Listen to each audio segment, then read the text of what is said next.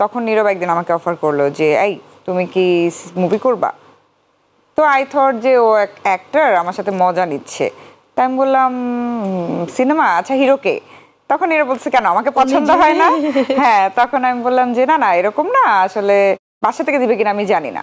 তখন মানে ও সাউথ আফ্রিকাতে কোনো একটা শুটিং করছিল, তারপর নাই ও বললো আমাকে জানাও, আমিও ভুলে গেছি। আই থট যে হিরো মানুষ আমার সাথে একটু মজা নিছে। এক সপ্তাহ পরে এসেও আমাকে বলতেছে তুমি তো কিছু জানাইলা না।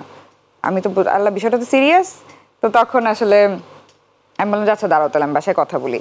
বলে বাসায় কথা বল, আমি বলছি বাসায় যদি না দেয় আমার কিচ্ছু করার নাই। বলে বাসায় যদি কনভিন্স না হয় তাহলে আমি আসবো কনভিন্স করতে। তো তারপর আমি কি করলাম, বাসায় বললাম, বলার পরে আব্বু আম্মু তো একদমই সারপ্রাইজ।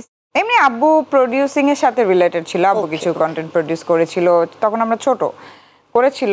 তো সিনেমা শুনে একটু শকড হলো। আম্মু তো খুব নাটক, না না না না না এই সেই, সামনে আমার এক্সাম এই সেই। তারপর আমরা আচ্ছা ঠিক আছে ওটা যেহেতু বলছে তোমরা বসো, যদি হয় করব, না হলে না, ইটস ফাইন।